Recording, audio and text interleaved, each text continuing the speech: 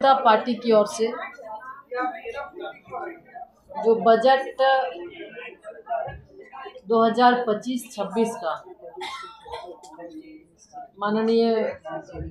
प्रधानमंत्री जी के नेतृत्व में माननीय वित्त मंत्री श्रीमती निर्मला सीतारमन जी ने 8वीं बार पूर्ण बजट पेश किया है। इसके लिए उनके प्रति आभार। और साथ ही साथ आज एक कार्यक्रम बजट पर परिचर्चा भी रखी गई थी और उसके साथ आप सबसे बजट पर एक पत्रकार वार्ता भी। तो आज की इस पत्रकार वार्ता में आप सभी का नमस्कार। जैसा हम सभी जानते हैं, इस बार का जो बजट 2025-26 का बजट है, ये बजट सर्वसमावेशी है। ये बजट विकासोन्मुखी है और ये बजट माननीय प्रधानमंत्री श्री नरेंद्र मोदी जी का जो संकल्प 2047 का विकसित भारत का है, तो उस विकसित भारत के संकल्प को सिद्धि तक पहुंचाने का ये बजट है। अगर हम देखें तो इस बजट में जो 4 आयाम हमेशा माननीय प्रधानमंत्री जी कहते हैं, यानी एक शब्द ज्ञान, जिसमें गरीब भी है, युवा भी है, किसान यानी अन्नदाता भी है और नारी शक्ति भी है। तो उनको ध्यान में रखते हुए ये बजट सर्वसमावेशी बजट है। हर वर्ग, हर लोगों के लिए ध्यान में रखा गया है। और निश्चित रूप से अगर हम बात करें महिलाओं की, तो इस बजट के माध्यम से महिला सशक्तिकरण को आगे बढ़ाने के लिए 5 लाख महिला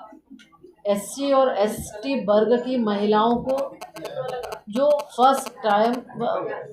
टाइम एंटरप्रेन्योर हैं, उनके लिए 2 करोड़ तक का टर्म लोन की व्यवस्था की गई है। इसके साथ महिलाओं को की सशक्तिकरण की दिशा में लगातार लखपति दीदी की बात करें, ड्रोन दीदी की बात करें, और महिला कार्यबल में, श्रम बल में महिलाओं की भागीदारी के लिए भी देखें तो उनके लिए हॉस्टल की व्यवस्था, ताकि हमारी महिलाएं काम कर सकें। इसके साथ साथ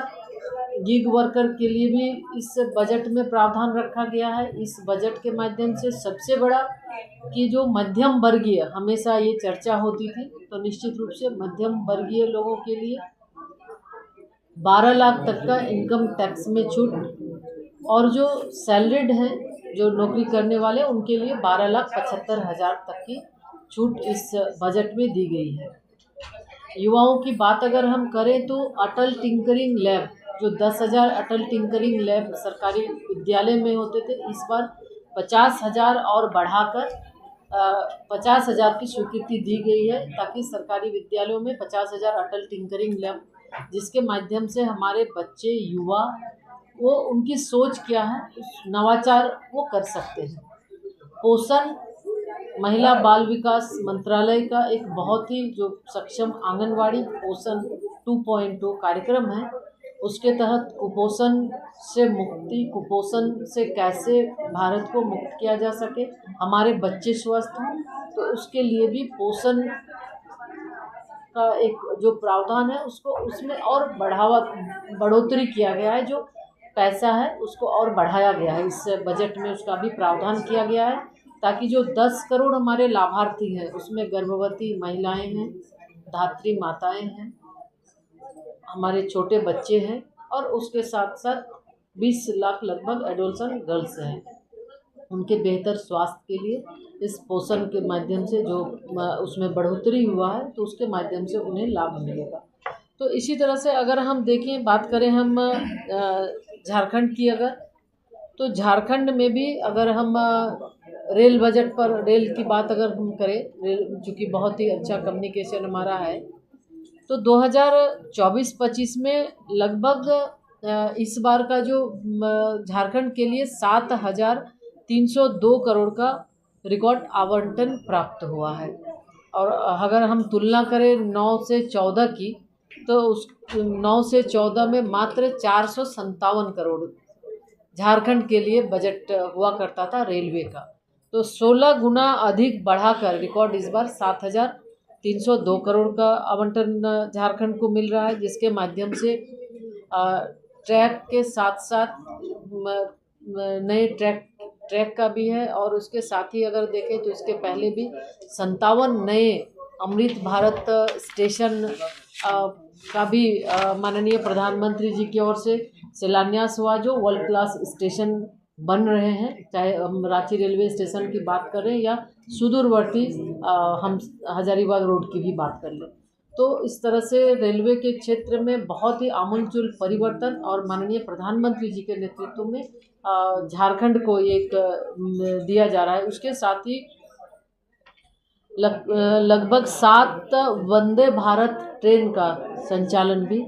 किया गया, जिसका टाटानगर से पटना, भागलपुर से दुमका, हावड़ा, ब्रह्मपुर टाटानगर, देवघर वाराणसी, रांची वाराणसी, रांची पटना, रांची हावड़ा। तो वंदे भारत ट्रेन का 7 वंदे भारत ट्रेन का संचालन झारखंड में हुआ। और उसी तरह से हम देखें तो लगातार इस क्षेत्र में, रेलवे के क्षेत्र में झारखंड को बहुत 57 किलोमीटर 2009 से 14 में जहां 57 किलोमीटर मात्र पटरी बिछी थी, अभी अगर हम देखें तो 122 किलोमीटर तक नई पटरियां बिछाई गई। और उसके साथ ही साथ रेलवे के क्षेत्र में 100% विद्युतीकरण रेलवे के क्षेत्र में हुआ है। और जैसा हमने पहले ही बताया 57 अमृत भारत स्टेशन, उसके साथ 436 रेल फ्लाईओवर, अंडरपास और फ्लाईओवर, ओवरब्रिज का भी निर्माण की स्वीकृति भारत सरकार के माध्यम से झारखंड के लिए मिला है। आपको हमें ये बताते हुए भी खुशी हो रही है कि माननीय प्रधानमंत्री जी ने 2 अक्टूबर 2024 को हजारीबाग से 83,300 करोड़ रुपये